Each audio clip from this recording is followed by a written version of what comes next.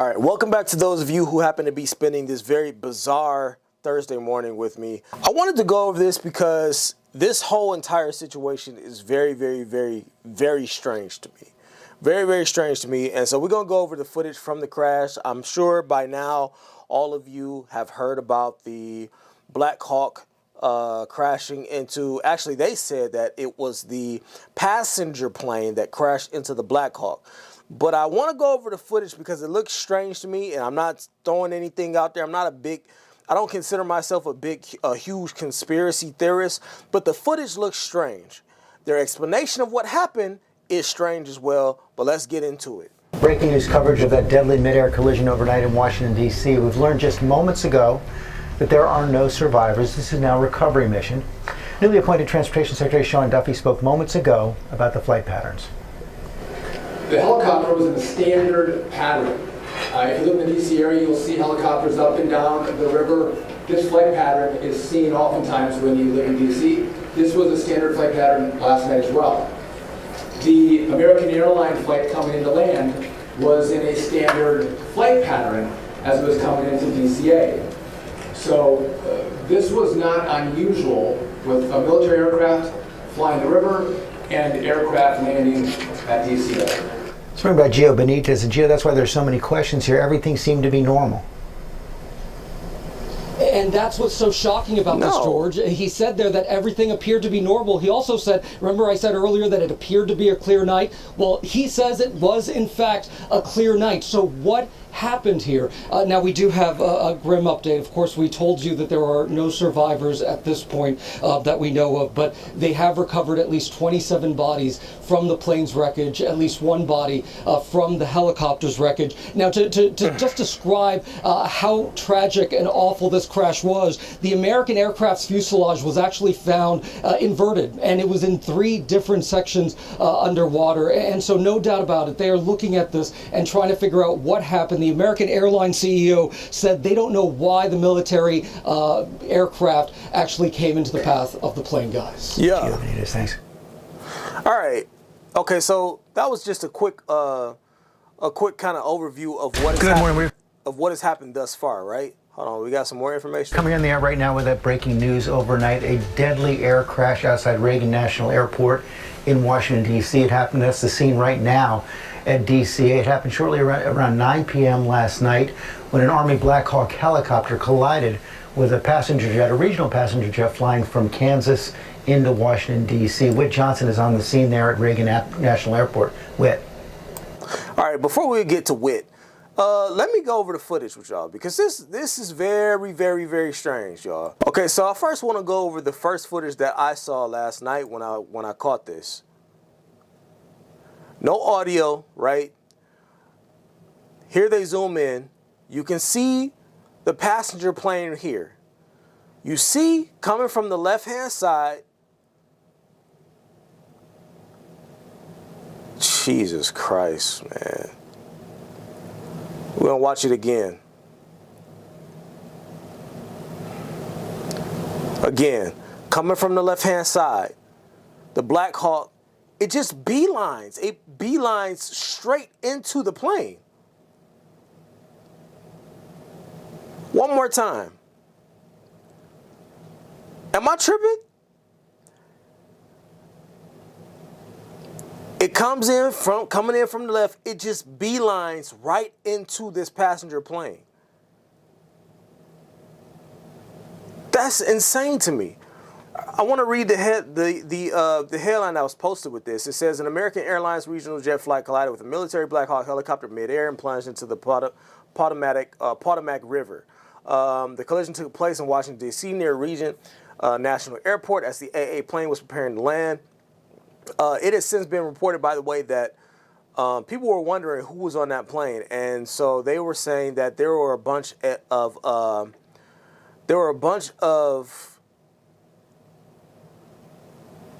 I'm sorry, I'm captivated by this because it's just so strange to me. That's so strange. They said there was a bunch of skaters. There were a bunch of regional skaters that were on this plane and they were getting ready to leave, right?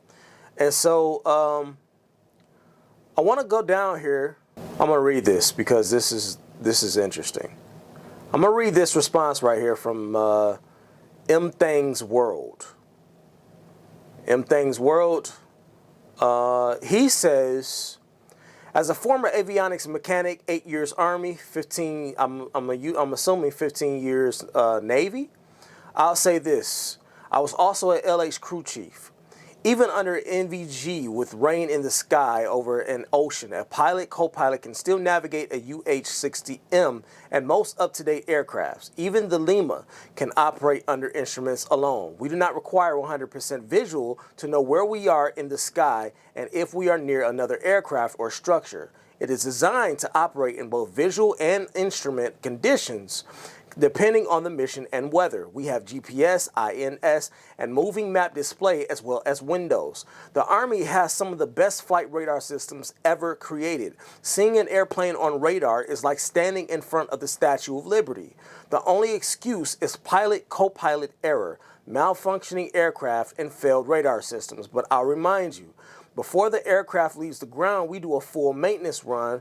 We do a full maintenance run-up, or MTP, to ensure the aircraft is mission capable. Do with this info what you will. I'm going to tell you what I'm going to do with the info, because this looks strange. He says that everything was normal. Nothing about this that's happening here is normal to me. You see the Black Hawk make a beeline straight for this commercial airline. It's so strange. And then the way it came off at first they said that the airline collided with the Black Hawk, not the other way around. But we can clearly see that it happened the other way around. The Black Hawk collided with the airline. Totally and completely. They said it was a clear sky. So how do you not see, again, with lights and everything, how do you not see a big ass plane right there on your radar, or even just visually in front of you in your peripheral, or right in front of you and like straight ahead? How do you not see that? They said that there were three soldiers that were on that particular Black Hawk. I believe they said that 2 of them were Russian. I don't know what that means. I don't know if that means anything to anyone.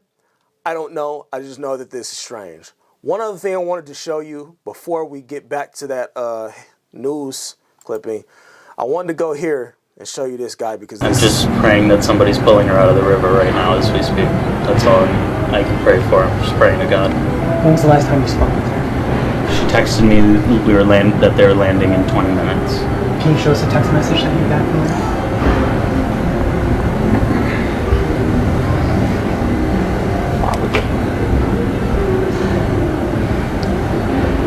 Landing in 20 minutes. The rest of my text did not get delivered.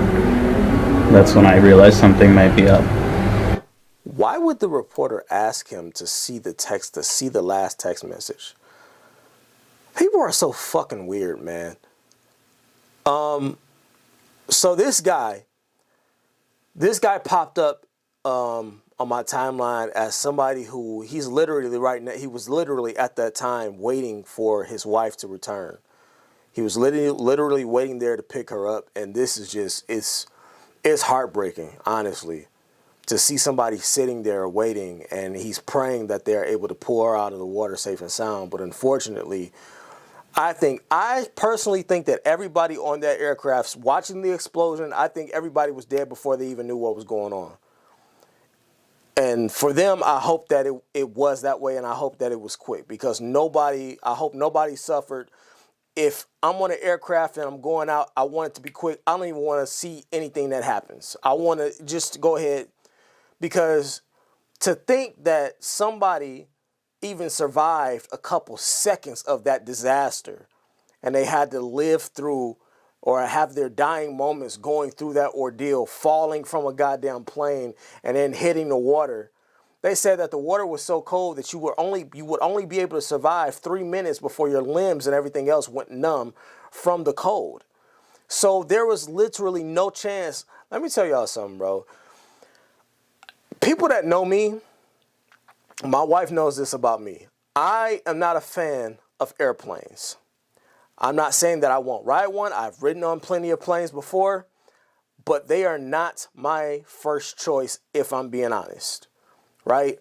And it's not a height thing, right? Because I've ridden roller coasters before, done all that. It's not a height thing. It's just more so of a conscious decision or a conscious worry in the back of my mind, because I think that we are not supposed to be riding around in the skies in 100,000 pound metal boxes. I just don't think that we're supposed to be traversing the skies as humans. I think that was one of the creations that we just went crazy with. You know, it gets us from point A to B, from point A to point B. Yes, it allows us to travel all over the world. That's cool in itself, but honestly, there's always a bit of uneasiness when I get on a plane. Always. Like, I don't freak out or anything like that. Like, I'm cool once I get on it. But the whole time I'm on a plane, in the back of my mind, I'm like, anything could happen. Because if something goes wrong up in the sky, it's over. Listen, an airplane crash is a sum-zero game. You're not walking away from that. This is not Con Air. This is not Mission Impossible. You're not about to grab a jetpack. You're not about to grab a parachute and slingshot your way down to safety with the fucking parachute and you just glide. No, hell no. It's a sum-zero game up there in the sky. When something goes wrong, you are cooked. You are absolutely cooked. It's the number of people that have actually survived airplanes, man, that percentage is so low, it might as well be non-existent. And then you'll have people be like, oh, well, you know, riding a plane is safer than driving. What fucking percentage are y'all going off of? Of course the numbers are going to be skewed. Look at how many drivers there are daily versus how many planes there are. Of course the numbers are gonna be advantageous for planes. Of course. But I tell you what, you got a better chance of surviving a damn car crash than you do an airplane crash. It's over for you. Y'all are cooked. You cooked if you get, man, listen. I just thought that this story was super sad. My man was sitting there. He's waiting on his wife. Let's get back to this article.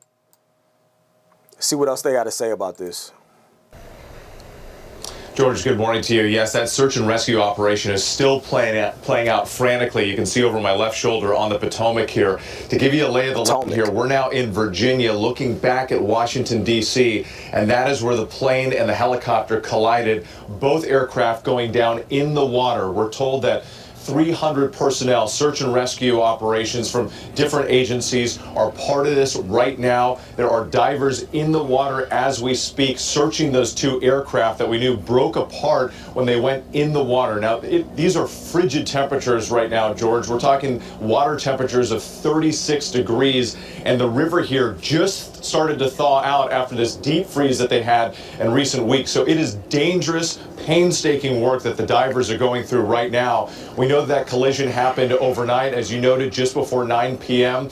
as a flight from Wichita, an American Airlines flight, was making its approach for landing, then hitting that Black Hawk helicopter. 60 passengers, 4 crew members were on board the plane. We know that 3 Army soldiers were on board that helicopter. So, see, he just said it. He just said it again. He said that the plane hit the Black Hawk.